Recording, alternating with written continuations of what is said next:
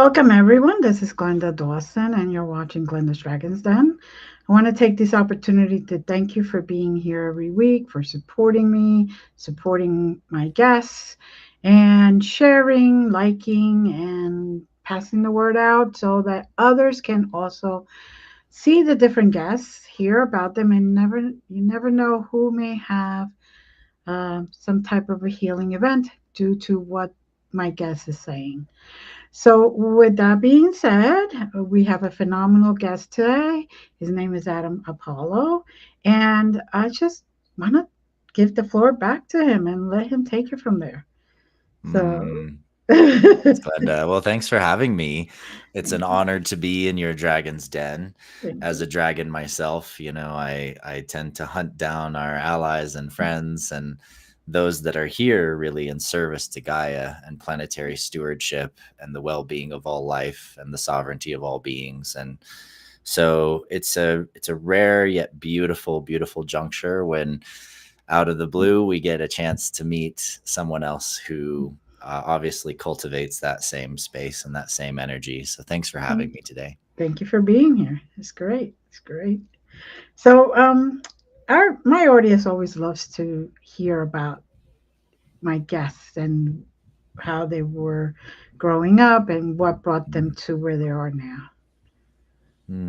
Yeah. Well, as a little kid, I grew up with two amazing parents. They were not religious. They were very exploratory, kind of hippies, and I was born in Oakland, California.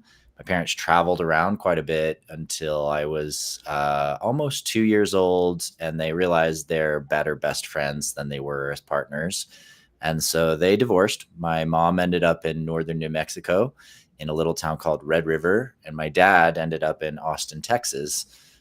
He was a musician, drummer for a lot of people that your audience might recognize from way back in the day. And Steve Earle, Walter Hyatt, people like that. And my mom became a ski instructor and worked in this little town. And I started skiing before I could even walk. And the experience of skiing and my kind of natural ability at it really, I think, jump started some of my own development because there was an experience of flow in that. And I experienced that state of flow when I was skiing. I would experience it sometimes doing BMX biking, but I didn't understand it. And it took at first, having friends doing martial arts and me trying to take martial arts classes and always feeling like the teacher was doing it wrong to start to kind of get a hint that there was something different about Mm-hmm. me. And I found that no matter how good my friends got at martial arts, I could always match them. Like my friend would come back and he'd be celebrating because he just got his new belt and he'd want to show off all his moves. And I would just meet him right there. There was also a moment where I was in Austin and my dad went to a friend's house and there was a sword on the wall. And I remember that sword so vividly, so clearly. I wanted to take that sword off the wall more than anything else I could imagine. And yet I don't remember anything else about that house. I don't remember anything else about even who this friend of my dad's was or why he had this, Templar sword on his wall. But it was emblazoned in my own consciousness. And as I got older, swords, martial arts, these facets, these states of flow, all of these things started to come through when I was 15. And I, realized that I have an energy body around me. I was a really kind of depressed kid as a teenager. My stepmom died in a car accident. My stepbrother was driving. He hit a car head on, killed a family of four, killed my stepmom, and killed his fiance that he had just met, her entire family in Italy. And that was around 10 years old. And that led to a whole sequence of sort of my nature questioning everything. Like, how Mm-hmm. could this happen? What is God, if there is one? Why does all of this exist? And why do I feel like my teachers are lying to me half the time? Why do I feel like they don't actually know the truth? And when I discovered that I had this energy field, everything changed. Suddenly it was like, oh my gosh, like this is something I can test. It's something I can work with. I can show anyone that this exists. And yet it's not in our science. It's not in our school teachings. It's completely missing from our reality. Mm-hmm. And I very quickly found myself integrating what I now call an Akashic library that I built for myself across many, many lifetimes. But I didn't even know I was getting it across lifetimes. I was questioning reincarnation. I was questioning, like, do we come back? Why would we? Should we? I mean, do we just go up to a heaven or do we just go to a hell? Like, what is all of that? Mm-hmm. And then through, starting in those high school years, I had a couple flashback experiences where I experienced a memory from another time so vividly that I couldn't shake it. And by the time I got into college, I ended up essentially dating this girl, and I'm in her dorm room with her roommate, who I'd felt this weird connection with the first time I saw her. But I ended up dating her roommate because we're at these parties together, and this whole, just kind of the whole thing unfolded that way.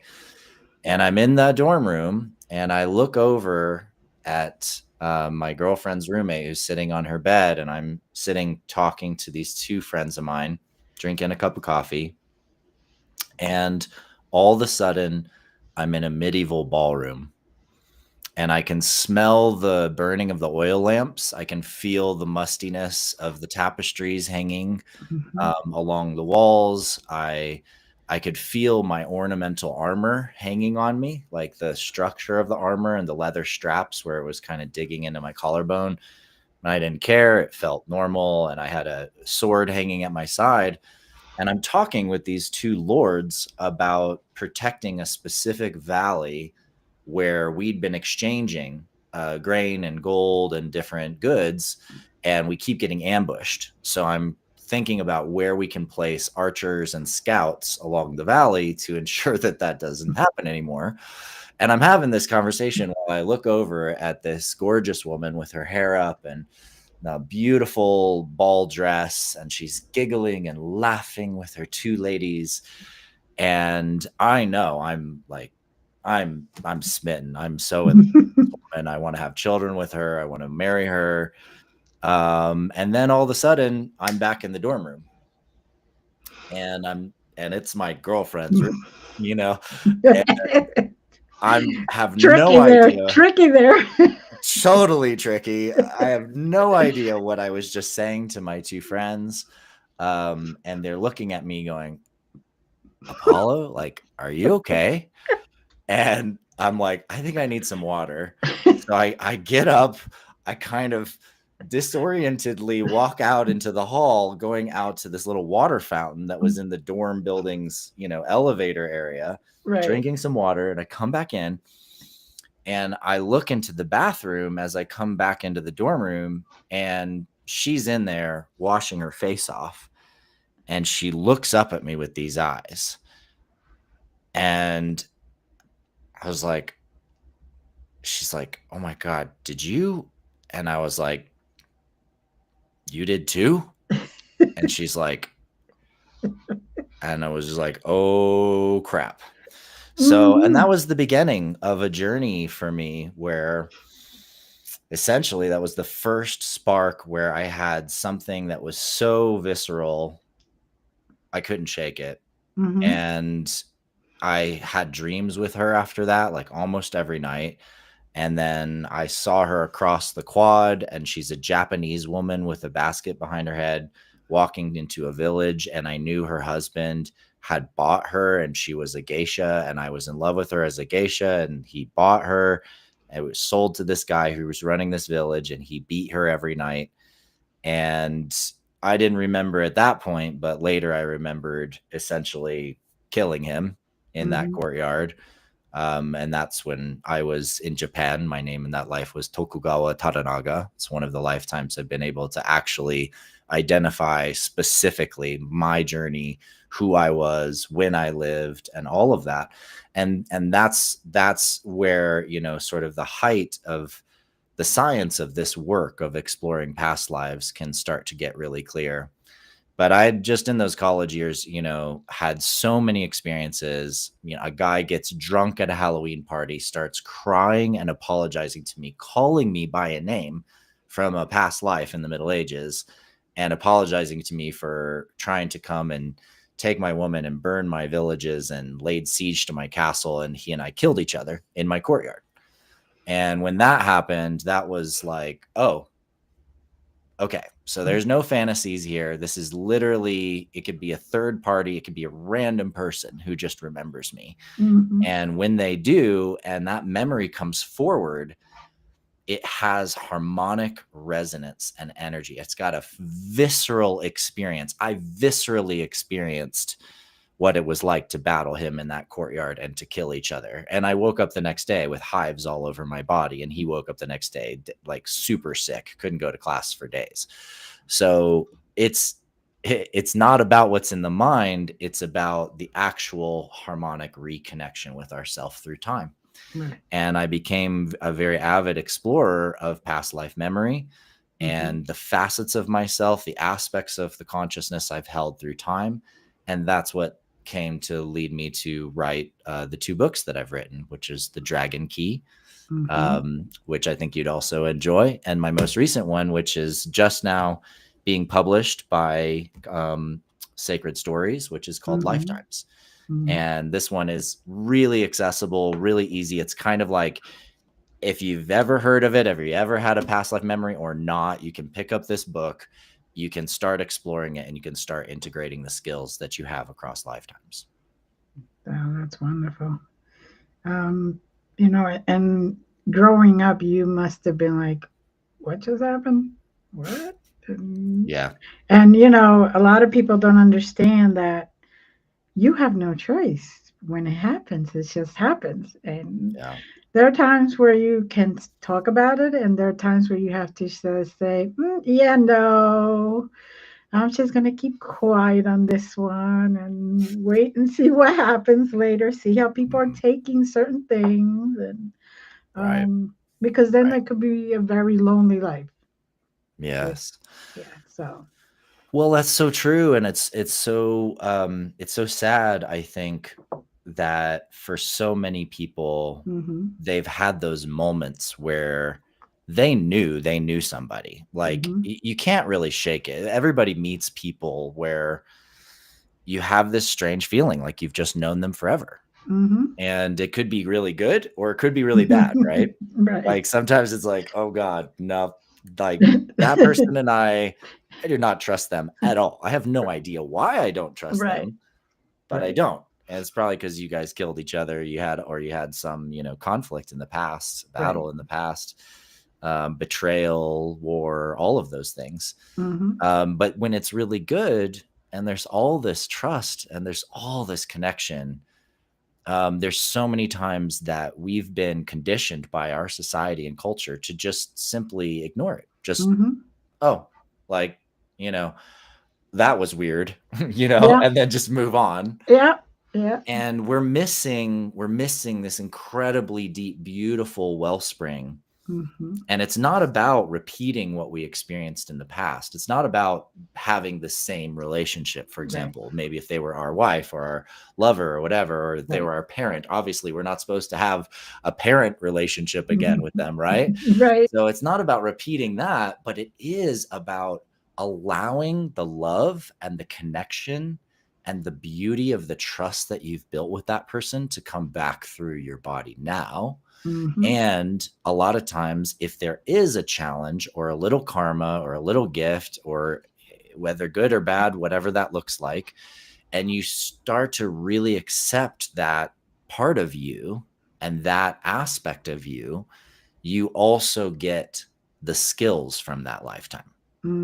That's the really cool and exciting part is by looking at your past lives, accepting them and healing them, you actually gain each of the skills and superpowers that you developed in those lifetimes. That's one of the reasons why I have all these weapons hanging on the wall over there, is because I have all those skills back in this life, as well as calligraphy, as well as Right. poetry, as well as barding and singing song, on the fly. I can make up a song. Like, there are many, many things that I never learned in this life, but that I've had the great fortune to be able to recultivate and to bring back into this time. Right. Which is what, a lot of people call natural gifts. Exactly. And that they are natural. You have Yes, cultivated them and you already have had them. Now you're just bringing them forward, that's right. basically. So, That's right.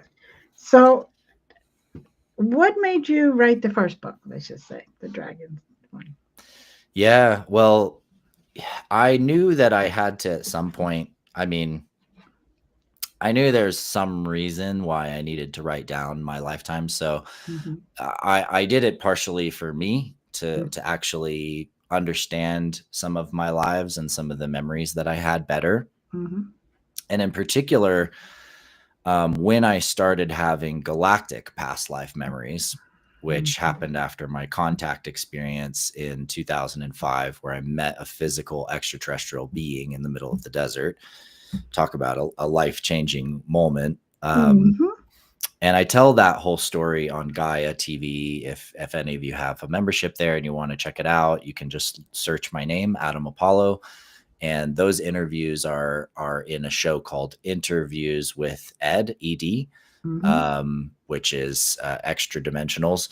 But Mm-hmm. it's Ruben Langdon's show. It's a great show, lots of amazing channelers. And I tell my story as a seeker and as a scientist having this experience, and my own journey with metaphysics and energy and lifetimes and self-discovery, and studying it, Mm-hmm. because I needed to scientifically understand this stuff, not just go through it. I Right. needed to be able to validate this stuff and really get there.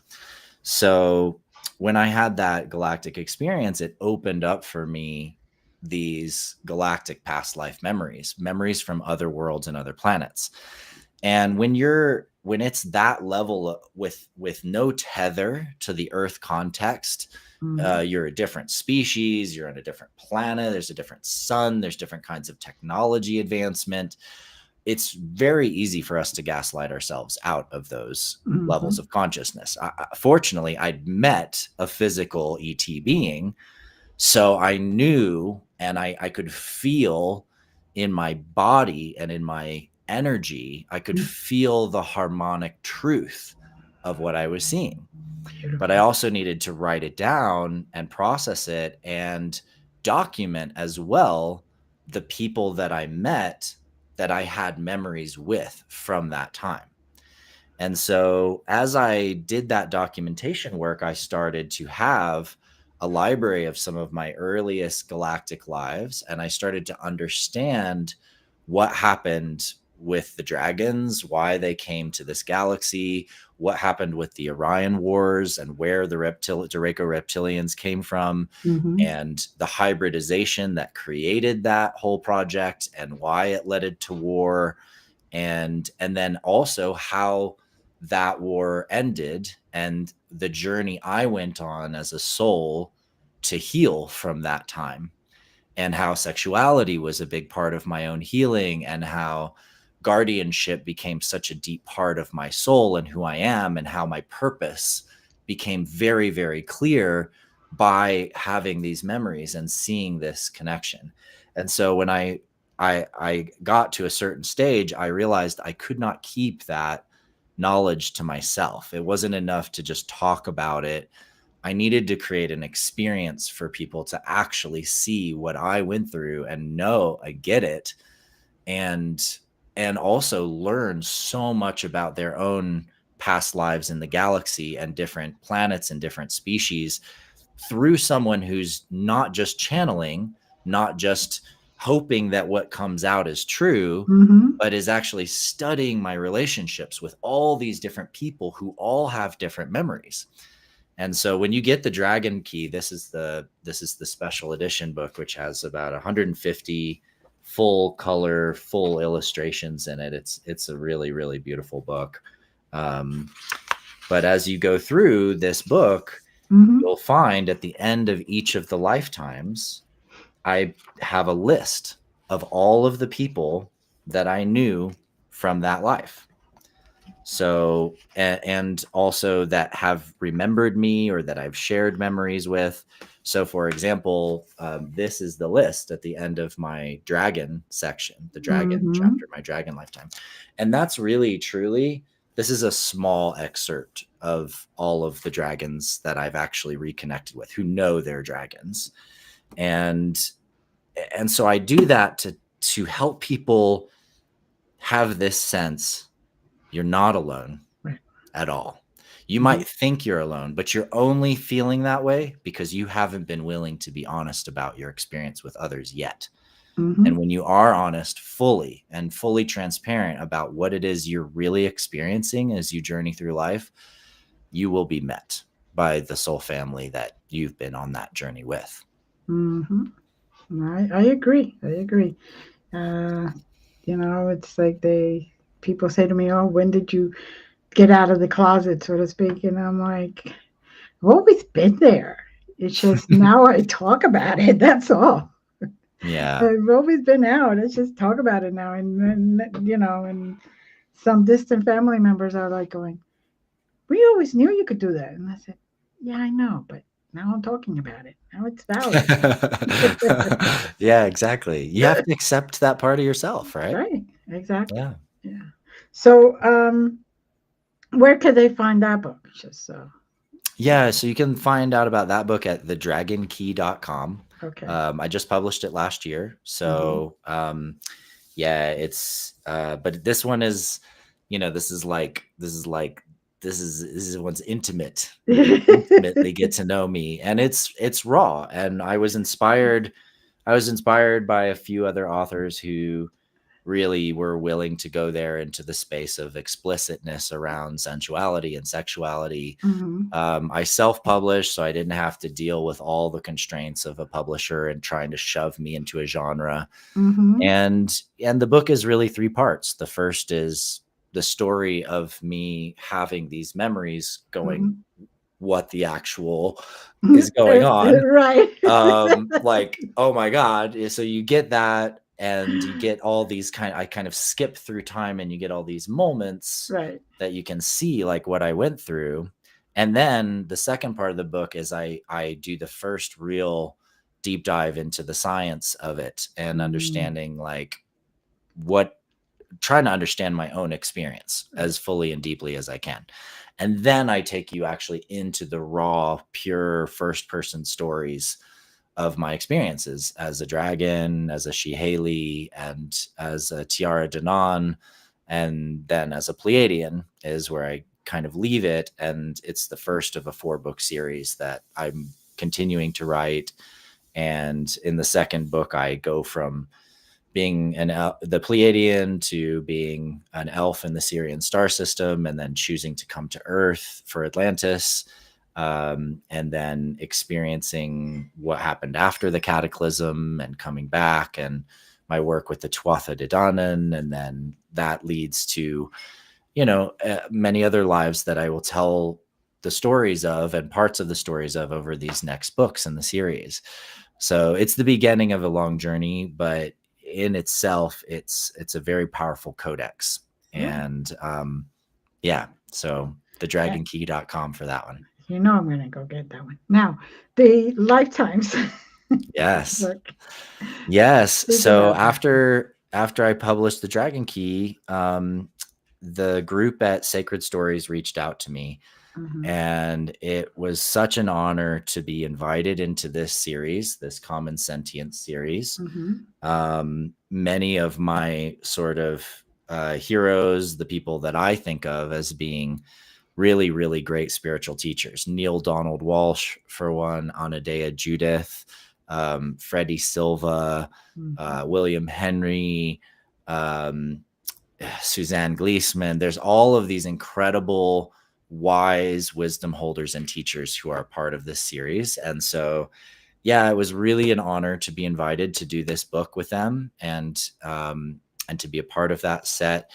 And I saw the need to create something that really, like, it doesn't matter how deep in your path you are, you know, whether you're just beginning, you're just waking up, you've never really picked up a spiritual book before or been into past life books.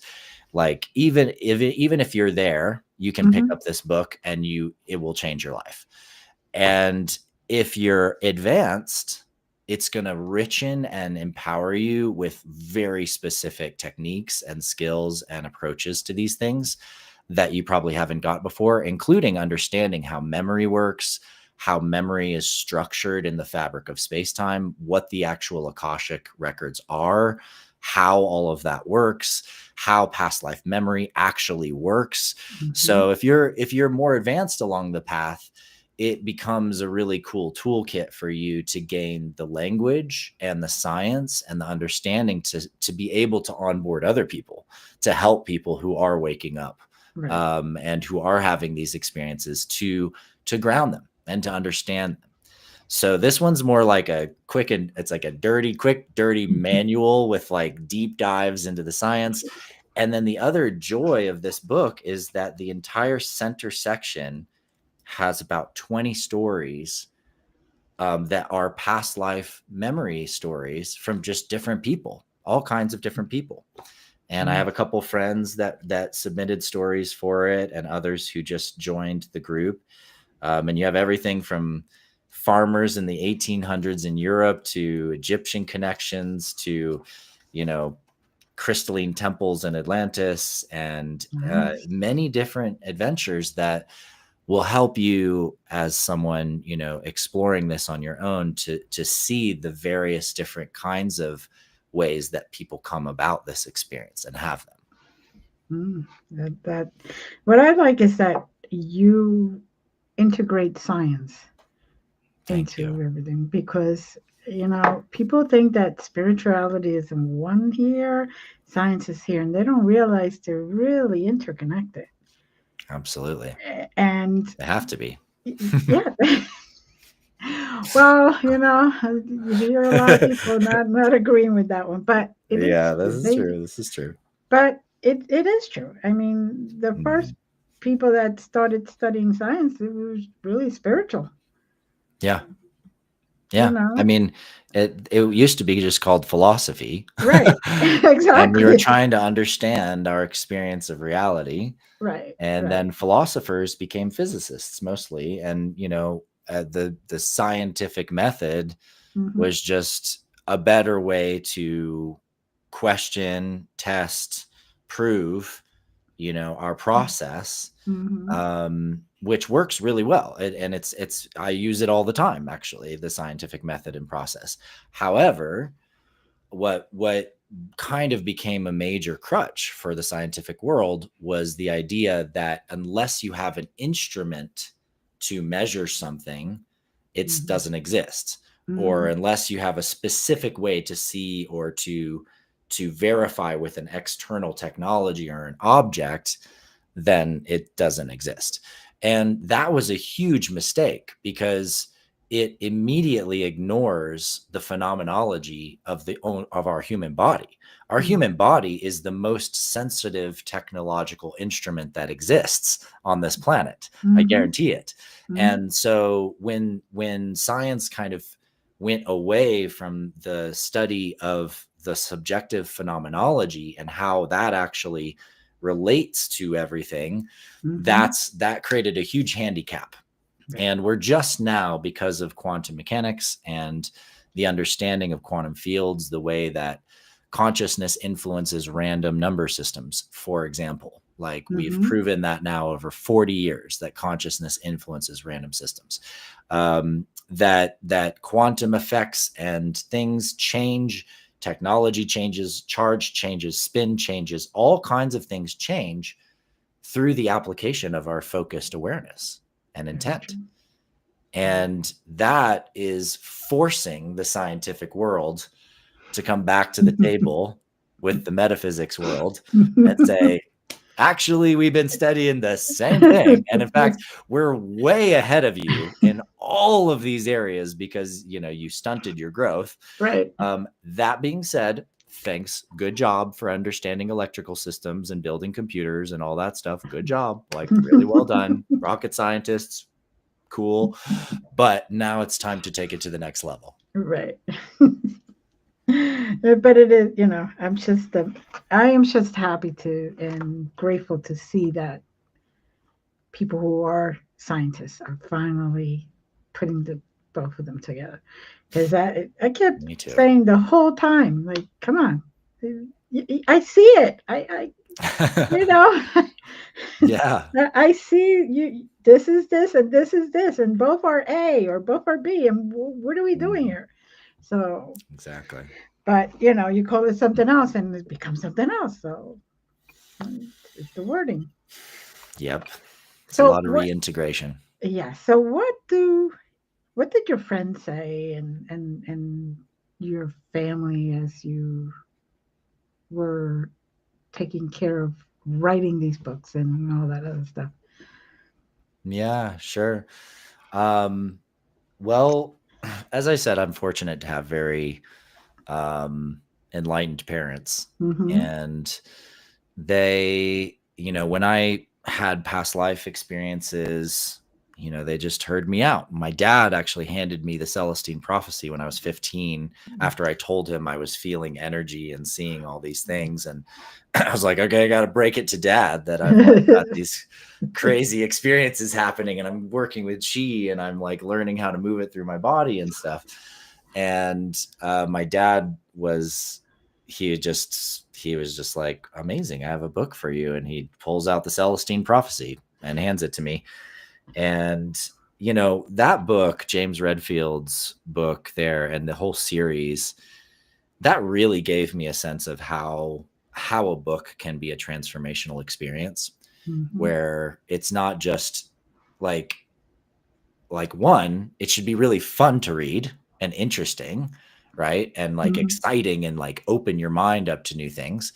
But two, it tells the story, it teaches, and it helps you open up your own life and your own self. And it was a lot of the inspiration of that led me to write these books, I think. And, my friends, even my parents, when I had my galactic experience and met an extraterrestrial being and the Galactic Council, and I started becoming aware of exactly what's happening and that our entire planet is transitioning to become part of a galactic civilization.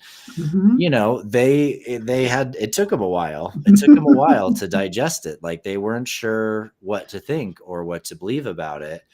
But over the years, they started sending me more and more things whenever they'd see, oh my gosh, there were just these guys on Larry King Live talking about spacecraft shutting down nuclear weapons. And then, oh my gosh, like there's this whole disclosure thing happening. And oh my gosh, there's people in Congress right now talking about spaceships and ETs and these different things.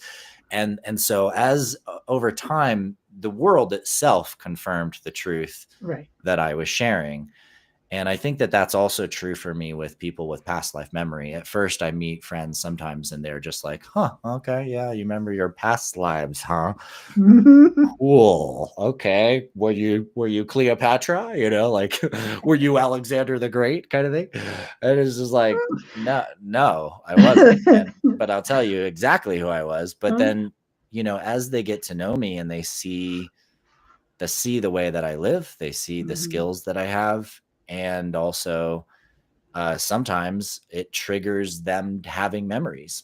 And when they start to have memories, wow, they feel like all of a sudden they're way out of their depth. And then suddenly they really respect this work so much more because they realize like, oh yeah, no, this is something that actually does require cultivation and self-development and practice and overcoming your own egoic, limitations and desires. Because let me tell you, as soon as anyone has a memory from a time period like where Alexander the Great was, for example, or you think you saw him or whatever it was, it's the ego wants to say, I am Alexander the Great. Right. Right. And learning actually how to soften your hold on your assumptions and begin to discern the difference between the archetypal memories that happen because you're around super famous people, big energies, big world changing events. Yes, we've all been around those events at different times. And when you're around events like that, it's massive and the archetype is so strong, and the ego wants to attach to the top, whoever is the most important person in that story. Right. But that doesn't mean that's your story. That means that you probably met them. You were part of that experience. You might have been in his army. You might have served him food. You know, you could have cleaned the crap off his boots, for God's sakes. I mean, that could be very intimate, actually, with Alexander, right? Right. But your personal experience, your visceral, individuated journey is a different kind of memory. That's the memory of losing a loved one. That's the memory of raising a child in a certain place and or, you know, things happening. That's the memory of being in battle and dying and or surviving. That's the place where your actual personal experience stream exists. And it's not the easy way. That's the harder way. That's the way of like actually facing your trauma, facing your karmas, facing your sanskaras, facing the pain you've created and have created in yourself. And when you are choosing to do that, when you actually put your healing work there, put your focus work there, that's where the big transformations really happen, because it opens so much more clarity and memory and skills and connections.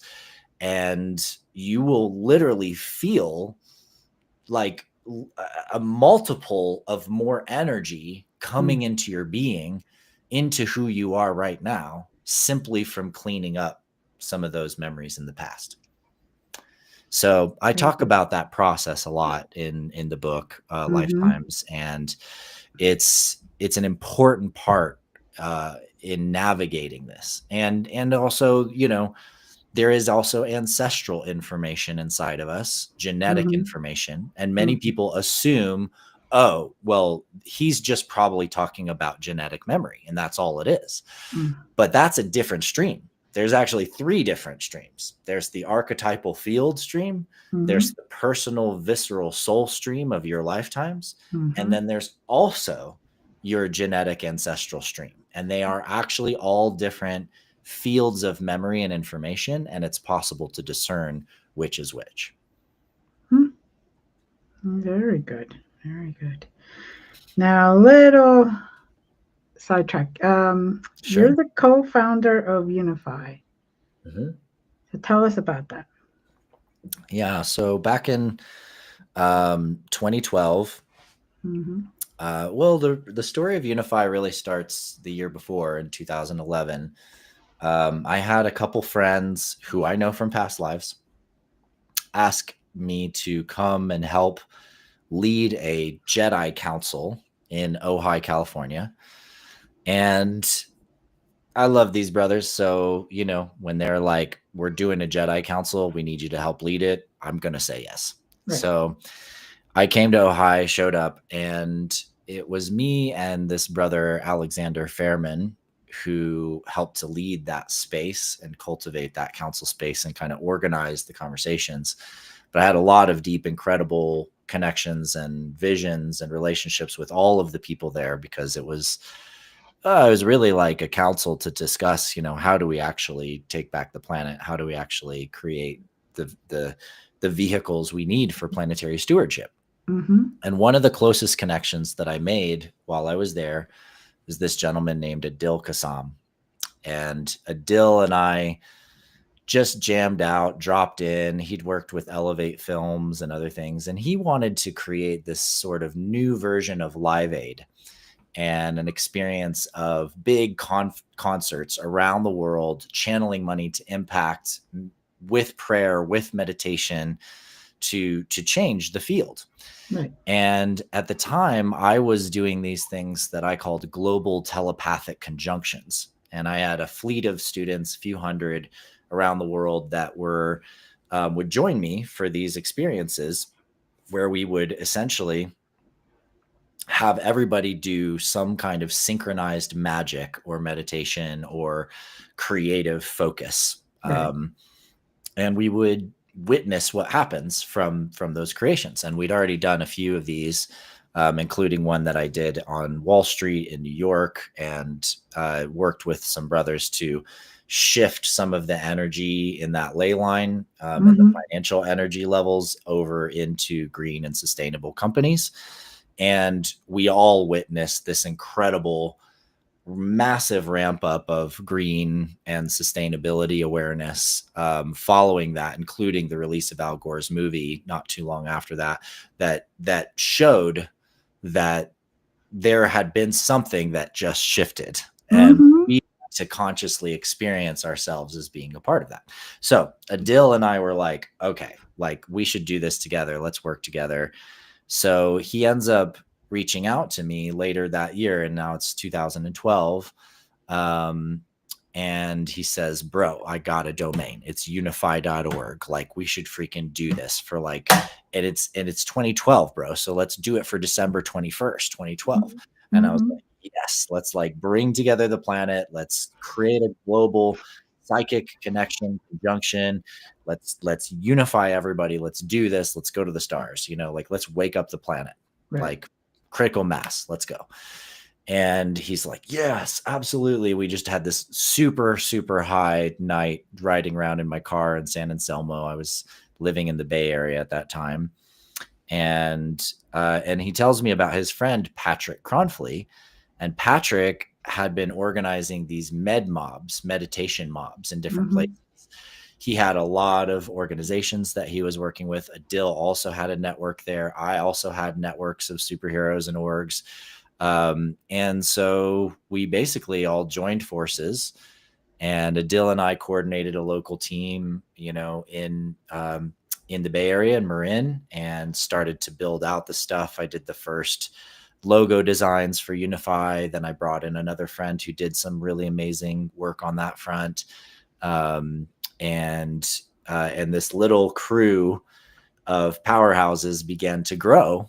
And by December 21st, 2012, we had events planned in Chichen Itza, Stonehenge, Tokyo, Jerusalem, and a variety of other spots around the world. And I was with a couple hundred people, and collaborated with the Do Lab and this guy, Tamar, and a few others to create this whole big experience in Egypt at the pyramids.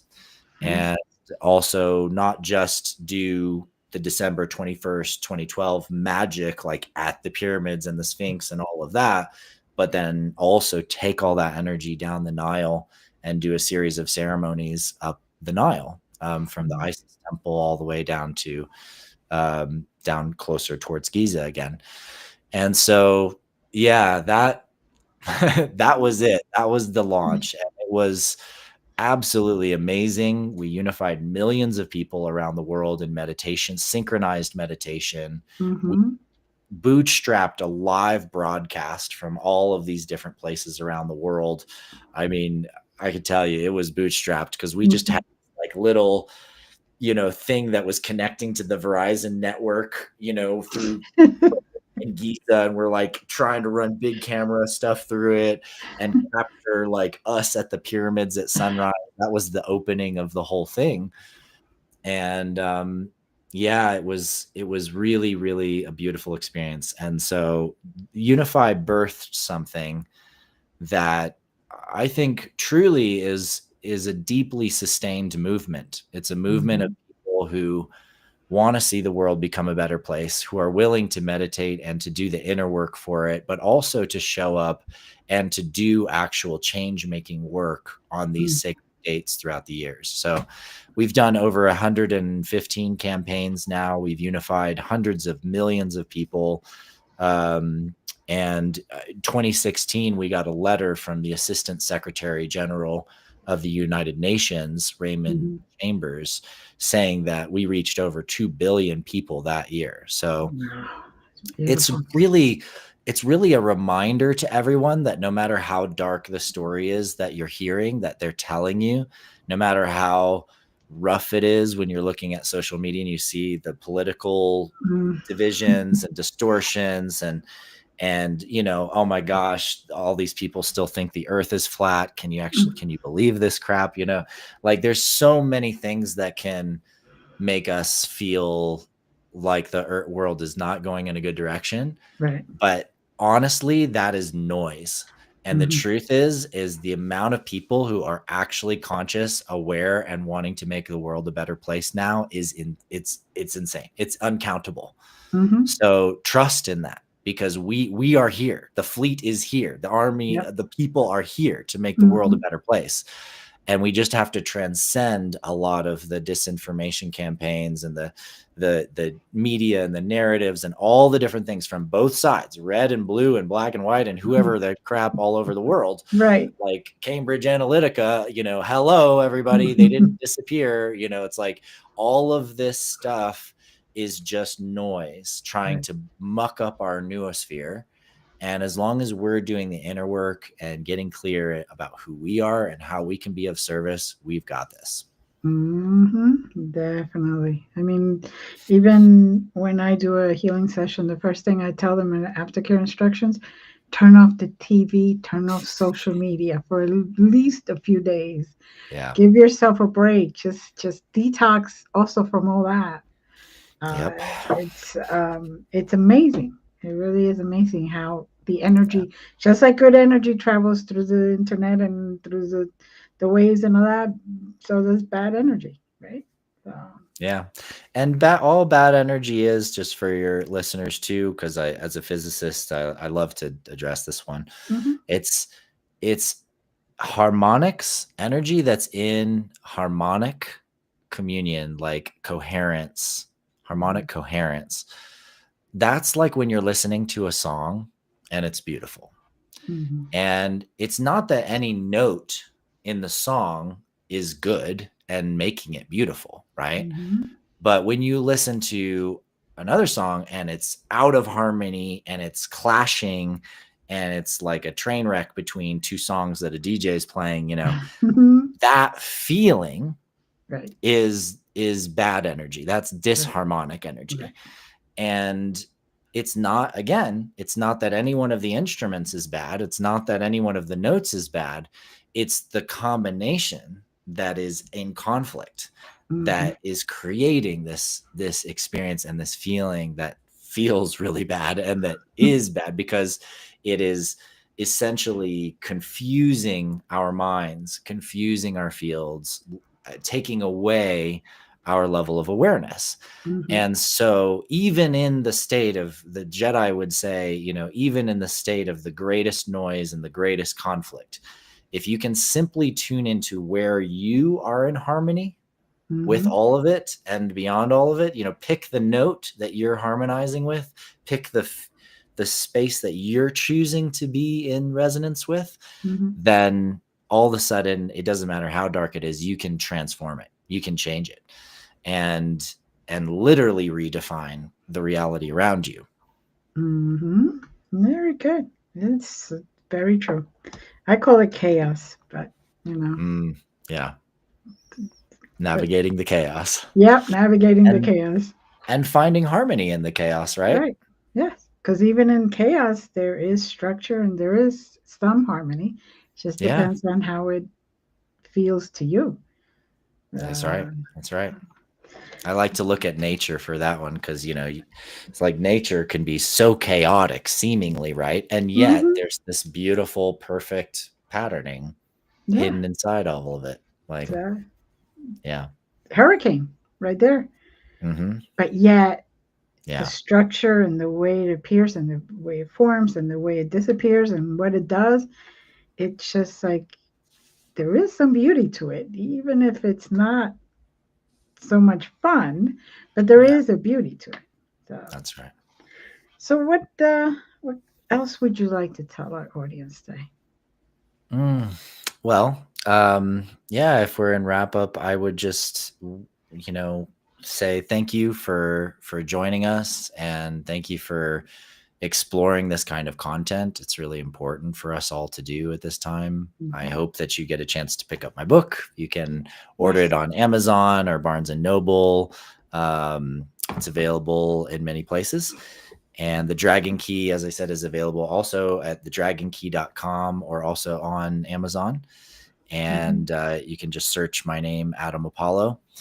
And yeah, my work now is, as I'm going into these other releases and these other writings and stuff, I'm also producing some of the physics papers that fully and deeply define the relationship we have with the information field and the nature of this quantum network.